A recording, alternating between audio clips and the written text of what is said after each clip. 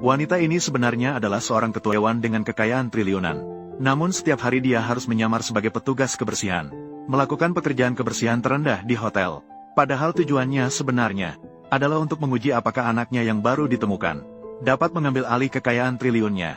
Anaknya juga tidak mengecewakan untuk mencari uang dan menikahi seorang istri.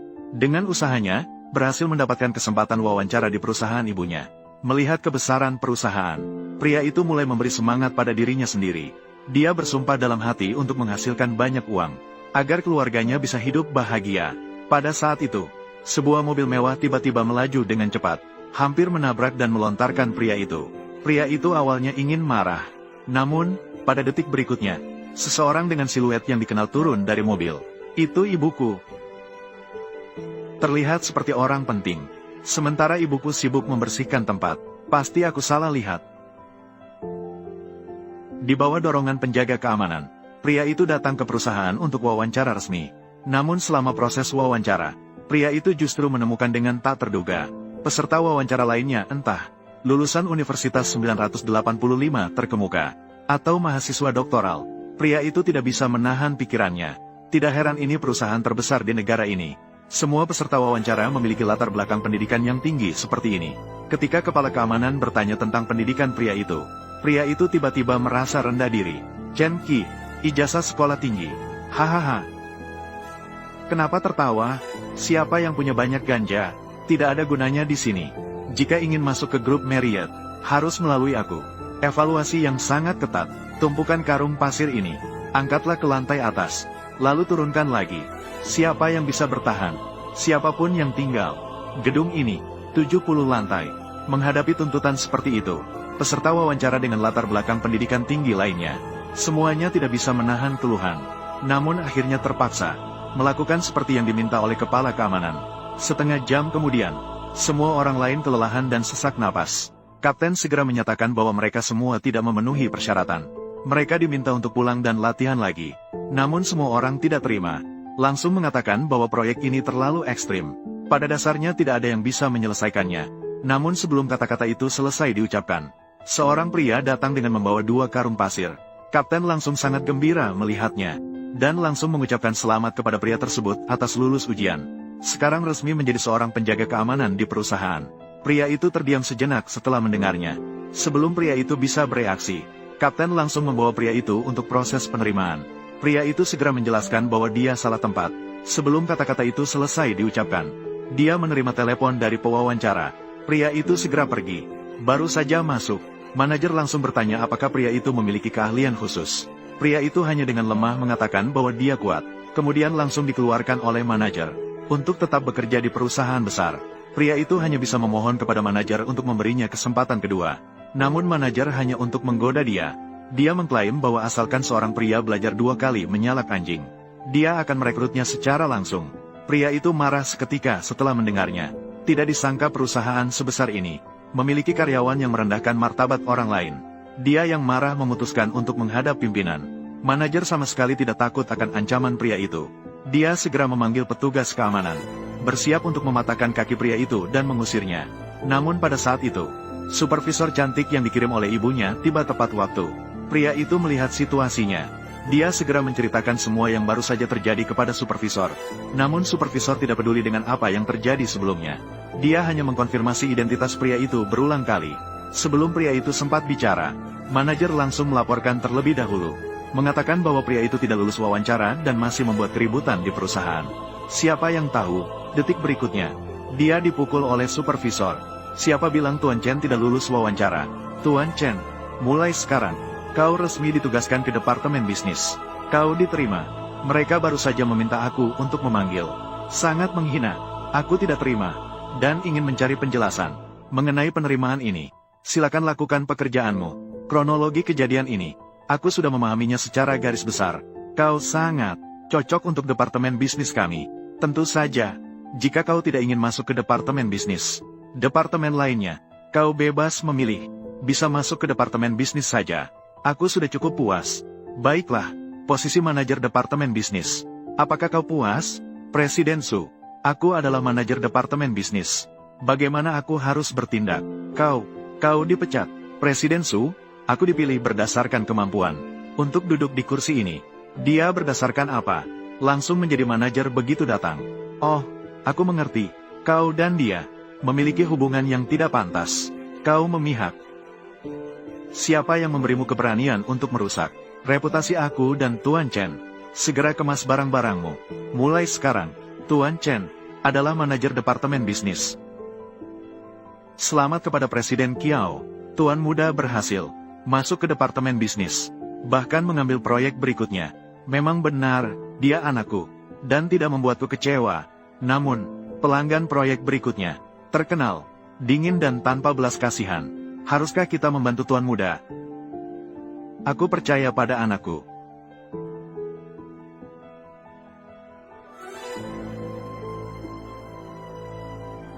Ibu, siapa orang tadi yang bicara denganmu?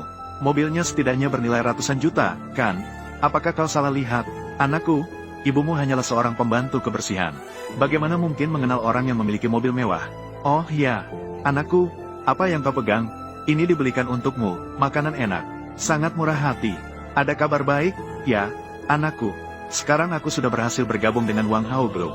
Masih di bagian bisnis. Sekarang aku pergi untuk membicarakan bisnis. Jika berhasil, bonusku 10 juta. Hebat, anakku. Ibu, aku sedang terburu-buru, jadi tidak bisa makan bersama. Tunggulah aku menikah dan memberimu cucu. Baik, ibu tunggu ya. Jalanlah pelan-pelan. Benar-benar takdir yang aneh. Su Qingyu memintamu untuk bertemu dengan Presiden Lei untuk membicarakan proyek. Kebetulan, aku juga. Dan aku memberitahumu. Aku sudah menyelesaikan proyek Yufeng Group. Hari ini, Bos Lei memanggil kita semua. Ini adalah untuk melakukan yang terakhir.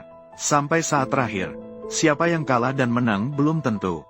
Mari kita tunggu dan lihat.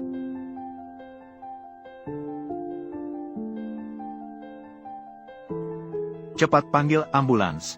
Lebih baik mencegah daripada mengobati. Saat ini, dunia ini tidak mudah. Di dunia ini, lebih mudah berkata jadi orang baik daripada melakukannya. Anak muda, lebih baik jadi orang baik sepenuhnya. Bawa dia ke rumah sakit. Pertemuan akan dimulai dalam 20 menit. Peraturan di grup Yufeng sangat ketat. Jika terlambat 1 detik, kau bahkan tidak bisa masuk ke ruang pertemuan. Apakah kau ingin menyelamatkan orang atau proyek? Pikirkanlah dengan baik. Tuan ini seharusnya baik-baik saja. Tanda-tanda vital pasien stabil. Dia akan bangun dalam waktu dekat. Saat ini, orang baik sepertimu tidak banyak. Baiklah, itu bagus. Aku harus pergi dulu, ya.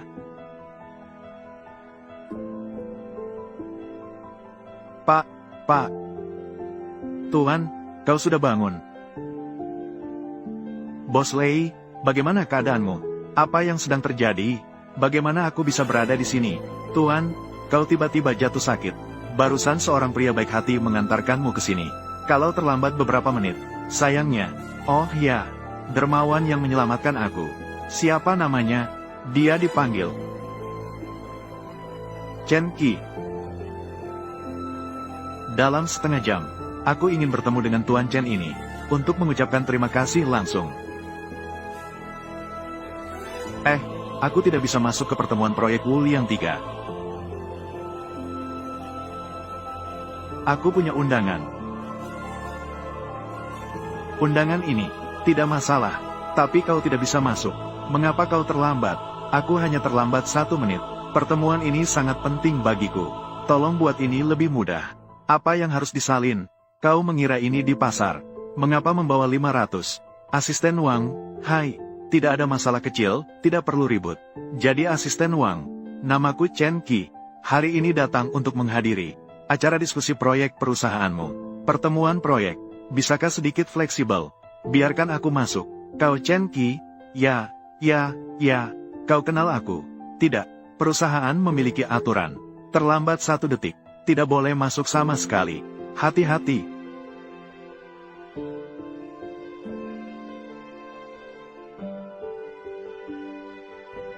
Bagaimana kau masuk? Tentu saja. Masuklah. Kau sudah terlambat. Sesuai dengan peraturan. Kau tidak berhak masuk. Siapa yang begitu berani mengabaikan peraturan, membiarkan kau masuk? Apa yang terjadi dengan orang ini? Apakah dia memiliki latar belakang yang istimewa? Sampah. Kau sebaiknya jujur.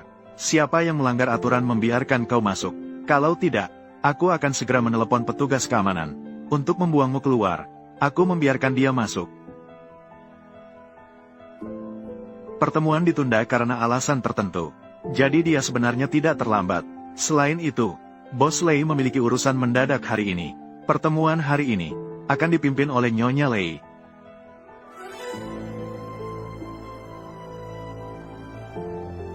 Proyek ini selalu diikuti oleh Bos Lei. Penggantian orang tiba-tiba tidak terlalu cocok kan? Ya, Nyonya Lei. Bos Lei sangat menghargai proyek ini. Sekarang tiba-tiba diganti orang. Tidak mungkin Boa Lei. Ada masalah apa?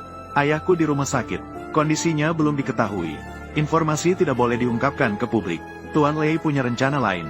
Proyek ini, aku akan mengambil alih dengan otoritas penuh. Siapa punya pendapat, sekarang bisa keluar. Karena tidak ada yang punya pendapat, maka tolong, keluarkan buku perencanaanmu. Tunggu, apakah kau punya pendapat? Nyonya Lei adalah satu-satunya putri dari Tuan Lei, pewaris tunggal grup Yufeng. Kau sepenuhnya bertanggung jawab atas proyek ini. Sudah sewajarnya, hanya aturan yang ditetapkan oleh Tuan Lei. Apakah Nyonya Lei akan meneruskannya? Tentu saja, proyek dari grup Yufeng. Tidak peduli siapa yang bertanggung jawab, aturan tetap sama. Mengerti, Nyonya Lei. Ini adalah proposal dari grup Dafu kami. Usul ini, astaga, di mana buku perencanaanku? Kau bahkan tidak membawa proposal. Tidak mungkin, proyek yang begitu penting. Bahkan tidak ada buku perencanaan. Hahaha, aku jelas-jelas membawanya. Mungkin aku kehilangannya. Nyonya Lei, menghadiri pertemuan proyek. Bahkan tidak ada buku perencanaan. Sesuai dengan kebiasaan grup Yufeng. Bagaimana kita menanganinya? Tidak ada buku perencanaan. Akan dianggap menarik diri. Tidak ada buku perencanaan. Akan dianggap menarik diri.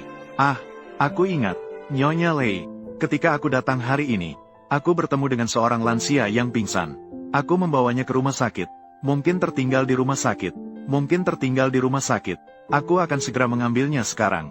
Baiklah. Hahaha. Kau bahkan membuat alasan seperti itu. Muncul kesalahan sebesar ini. Berangan-angan mencari alasan. Berusaha mengelabui kami. Kau pikir peraturan di Yufeng Group hanya hiasan saja? Kau pikir kau siapa? Bermain rumah-rumahan, tapi tidak bisa menyalahkanmu juga. Pada akhirnya, seorang yang bahkan tidak lulus SMA, bagaimana bisa tahu? Apa pentingnya dokumen perencanaan? Manajer Hei, arti dari perkataanmu. Apakah kalian mengenal? Bahkan lebih dari kenal. Aku bahkan tahu. Dia baru saja mulai terlibat dalam bisnis. Sebelum ini, dia hanya seorang pengantar makanan. Jangan terlalu berlebihan. Aduh, biar ku tebak. Panik. Kau. Sudahlah. Rencanamu. Aku sudah melihat semuanya. Aku nyatakan. Grup Yufeng, perusahaan yang dipilih untuk bekerja sama, adalah grup Dafu. Sesuai dengan peraturan, kontrak akan ditandatangani di tempat. Manajer He, silakan naik ke panggung. Proyek sudah batal. Jangan berharap mendapatkan 10 juta. Mengapa aku begitu ceroboh? Malah kehilangan proposal. Setelah ditandatangani, kontrak akan resmi berlaku. Tunggu sebentar.